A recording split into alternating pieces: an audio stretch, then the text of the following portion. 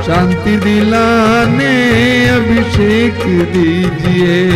अभिषेक दीजिए, अभिषेक दीजिए, पावन लहू का अभिषेक दीजिए।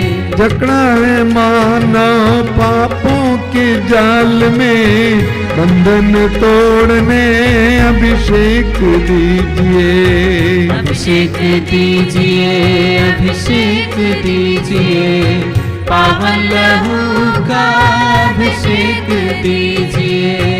अश्लीलता का बादल घनेरा पवित्र करने अभिषेक दीजिए। अभिषेक दीजिए, अभिषेक दीजिए, पावन लहू का अभिषेक दीजिए। पाप मिटाने शाप मिटाने पावन लहू का अभिषेक दीजिए। अभिषेक दीजिए, अभिषेक दीजिए, पावन लहू का अभिषेक दीजिए। रोग मिटाने शोक मिटाने पावन लहू का अभिषेक दीजिए। अभिषेक दीजिए, अभिषेक दीजिए, पावन लहू का अभिषेक दीजिए। नशे की आत्मा सताए तेरे जन को, छुटकारा देने अभिषेक दीजिए। अभिषेक दीजिए, अभिषेक दीजिए, पावन लहू का अभिषेक दीजिए। पावन लहू से धरती को धोने अभिषेक दीजिए। अभिषेक दीजिए। अभिषेक दीजिए, अभिषेक दीजिए, पावन लहू का अभिषेक दीजिए। पावन लहू से घर घर को धोने अभिषेक दीजिए। अभिषेक दीजिए। अभिषेक दीजिए, अभिषेक दीजिए, पावन लहू का अभिषेक दीजिए। पावन लहू से हर दिल को धोने अभिषेक दीजिए। अभिषेक दीजिए। अभिषेक दीजिए, अभिषेक दीजिए, पावन लहू का अभिषेक दीजिए। पावन लहू से हर दिल को धोने अभिषेक दीजिए।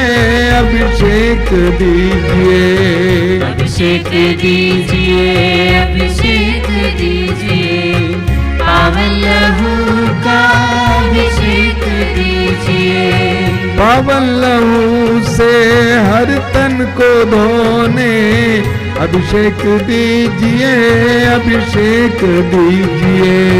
अभिषेक दीजिए, अभिषेक दीजिए, पावन लहू का जोर से अभिषेक दीजिए।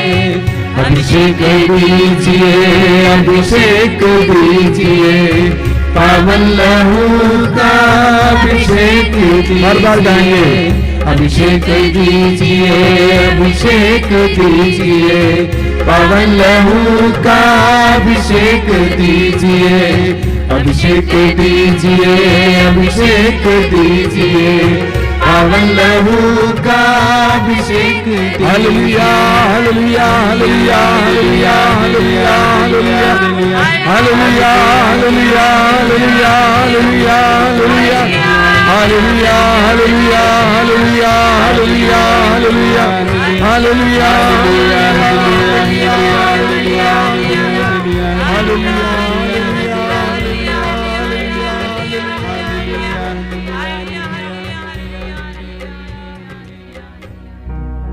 मौन होकर इस समय प्रभु के पवित्र रक्त के अभिषेक का अनुभव कीजिए।